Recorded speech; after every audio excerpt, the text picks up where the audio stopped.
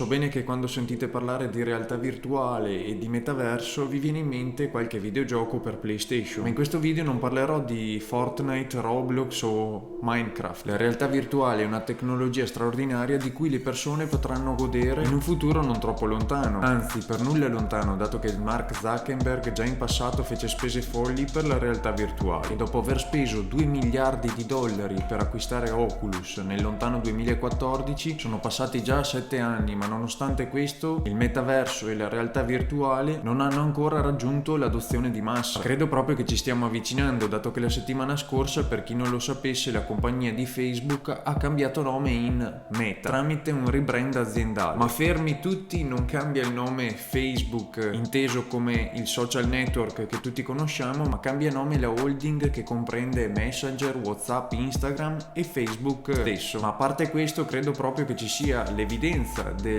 loro cambiamento da azienda di social network ad azienda del metaverso. La Big Tech di Menlo Park in California ha annunciato al Facebook Connect che il loro obiettivo è quello di creare un metaverso accessibile a chiunque, e questo non dovrebbe affatto sorprenderci, dato che Facebook da quando è partita ad oggi conta più di 3 miliardi di utenti attivi ogni mese. Zuckerberg infatti ha annunciato una svolta sia per i social network, ma non solo. Il metaverso avrebbe infatti il potenziale di aiutare a sbloccare certe opportunità creative, sociali ed economiche, ed è qui che c'è il vero potenziale. Per come lo ha definito il caro Mark, in futuro si potrà avere una sorta di mondo parallelo a quello reale, e se la cosa un po' ci spaventa o ci preoccupa, prima di avere tutto definito al 100% dovrà passare ancora qualche anno. Per velocizzare i tempi la società ha schiacciato sull'acceleratore annunciando che offrirà 10.000 nuovi posti di lavoro nell'Unione Europea per la creazione della piattaforma del metaverso e lo sviluppo di tutte le tecnologie collegate. Quindi programmatori, ingegneri, designer e sviluppatori, fatevi avanti. A dirigere direttamente questo lavoro c'è Andrew Bosworth, un veterano che sta dirigendo da ormai 15 anni Reality Labs nella costruzione di hardware e software di largo consumo, incluso il visore Oculus Quest VR, che solo quest'anno è costato più di 10 miliardi di dollari in ricerca e sviluppo e produzione di massa per migliorare le nuove tecnologie. Ma cosa dovremmo aspettarci quindi da questa digitalizzazione e come cambieranno le dinamiche sociali e quelle del mondo del lavoro? Per rafforzarne l'idea è stato presentato Horizon Home e è stato mostrato che chiunque indossi gli Oculus attraverso la realtà virtuale potrà trovarsi in un mondo parallelo con amici, familiari all'interno di questi spazi creati appositamente con una tecnologia spaventosa. Qui si potrà lavorare, giocare, ci si potrà allenare o semplicemente passare del tempo libero. Zuckerberg ha accennato infatti che nei prossimi mesi si avrà la possibilità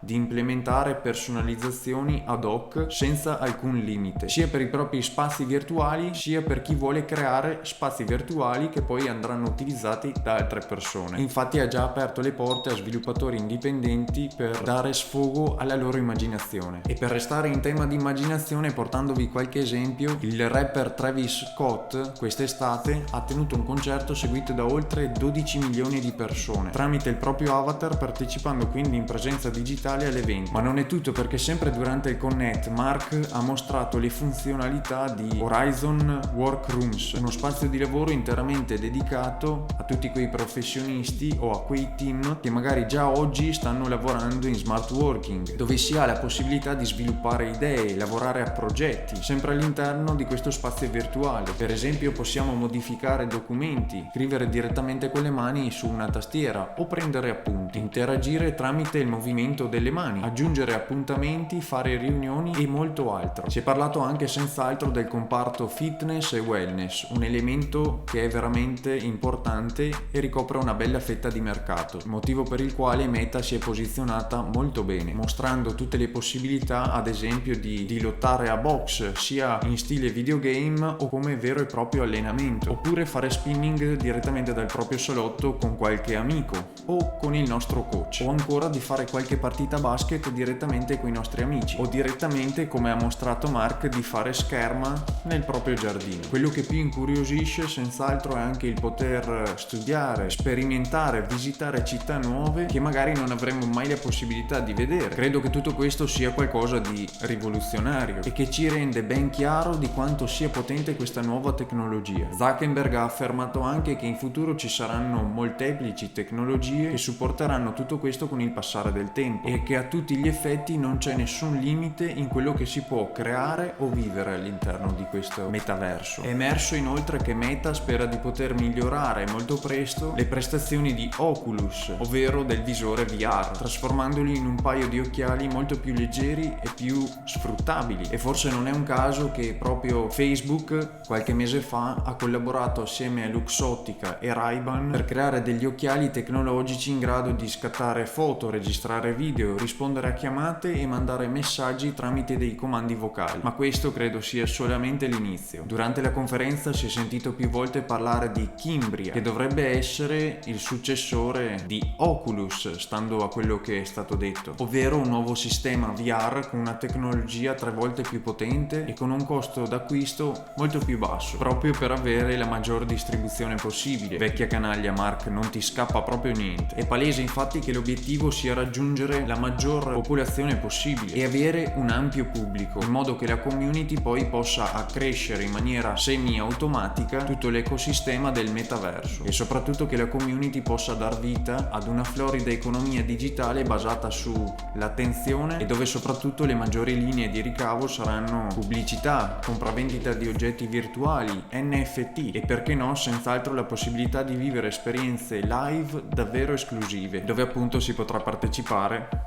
solo tramite l'acquisto di questi visori. Ma queste sono solamente delle ipotesi, staremo a vedere. Quello che è certo è che si potranno scambiare token, oggetti virtuali e servizi in realtà aumentata. Magari chissà, tra qualche anno non vedrete più questa sorta di video da degli schermi, ma vedrete direttamente nel metaverso la mia pelata. O magari ancora potrete sedere virtualmente accanto a me e collaborare alla creazione di video, se si chiameranno ancora così. Credo personalmente che tutto questo porterà sicuramente delle innovazioni e delle esperienze completamente nuove, ma soprattutto che porterà anche delle opportunità economiche che non sono da sottovalutare, vedendo anche come si stanno muovendo tutte le tecnologie parallele. Buona parte dell'esperienza del metaverso è il teletrasportarsi da un ambiente all'altro o da un evento all'altro. Quindi se oggi viviamo già nell'era dell'attenzione, figuriamoci quando saremo all'interno del metaverso. E una cosa da tenere ben presente è che durante questi teletrasporti ci porteremo con noi tutti i nostri asset digitali e sicuramente le persone ci investiranno molto. Già Facebook stessa leggevo che ha fatto delle stime di spesa di circa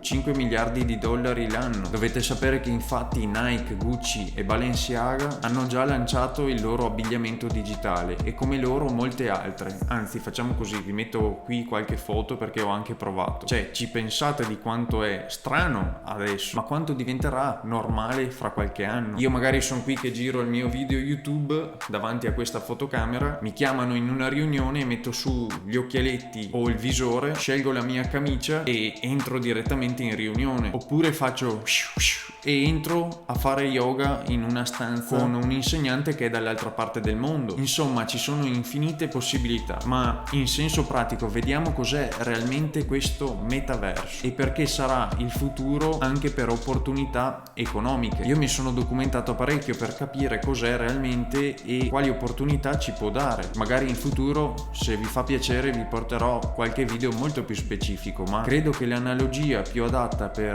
poterlo definire sia un secondo stadio di internet. Potrebbe essere una definizione immediata e semplice, ma questo non basta. Oggi vediamo internet utilizzato tramite degli schermi che possono essere smartphone, tablet o PC e per mezzo di questi riusciamo a comunicare, interagire, andare a vedere dei social, vedere qualche video e anche iscriversi e lasciare qualche like, e questo è la normalità, metti like. Il metaverso invece è un mondo dove tutte queste tecnologie sono inserite all'interno di un ecosistema e dove tutto quanto si intreccia, e questo appunto ci permette di vivere delle esperienze immersive e in prima persona. Potremmo esplorare infatti ogni ambito. Infatti, se devo fare una ricerca di storia probabilmente non digiterò più su Google, ma metterò il visore e entrerò all'interno di questo questo sistema. La cosa più importante però è che il metaverso dovrà avere una caratteristica ben distintiva, ovvero l'interoperabilità, cioè la capacità di cooperare e di scambiare informazioni con altri sistemi o prodotti in maniera più o meno completa e priva di errori, con affidabilità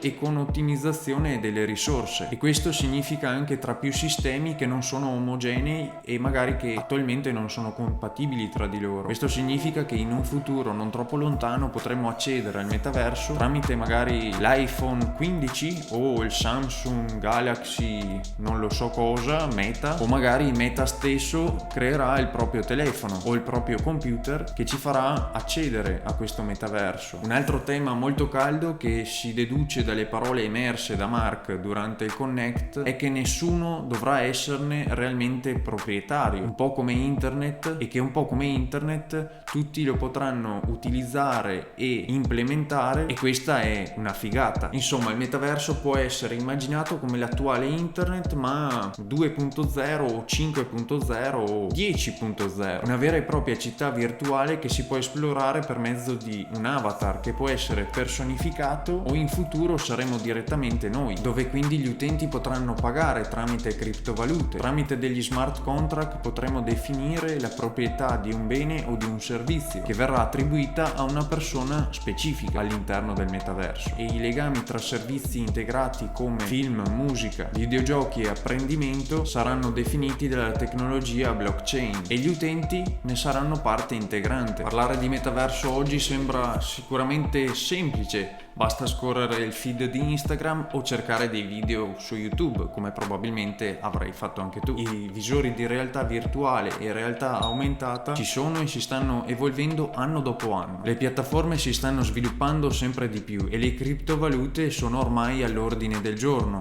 per molte società, servizi e per molti di noi. Il problema, a mio avviso, è solo uno: perché ci sia un metaverso all'interno del quale esperire vari servizi, tutte le società dovranno riconoscere un'entità neutrale che gestisca tutto questo ecosistema, e vedere una società come Meta così ben posizionata fa un po' riflettere. Speriamo che non venga manipolato e soprattutto monopolizzato, perché il metaverso deve essere proficuo per tutta l'umanità, dovrà essere aperto e senza vincoli, come l'internet che noi tutti oggi conosciamo. Quindi al proprio interno potremmo noi tutti creare servizi di streaming, siti di informazione, luoghi di apprendimento e di coworking, piattaforme video, forum e molto altro. Dovrà essere l'equivalente virtuale di un grande prato dove noi tutti potremo posizionare le nostre case e i nostri asset digitali, ma dovrà regnare ordine e privacy, cosa che Facebook non è stata proprio eccellente nell'ultimo periodo. L'avatar dell'utente dovrà muoversi attraverso il metaverso, scusate il gioco di parole, con la stessa facilità con cui oggi ci muoviamo da un sito all'altro o da un e-commerce all'altro con i nostri dispositivi mobile e desktop, sfruttando applicazioni e sistemi. Sono certo che a seconda della linea di pensiero tutto questo può eccitare o spaventare, ma sicuramente non può renderci indifferenti. Questo mondo parallelo è ormai la direzione che Meta e molte altre big tech come Apple e Microsoft hanno già preso. Quindi tu cosa farai? Cavalcherai l'onda o rimarrai a guardare? Fammelo sapere qui sotto nei commenti e fammi sapere anche se vuoi che approfondisca l'argomento metaverso. Ti ricordo di iscriverti al canale e di lasciare un bel like per supportarmi, dato che ho impiegato circa 20 ore nella ricerca e nella creazione di questo contenuto. Noi ci vediamo la prossima settimana con un nuovo video e ciao!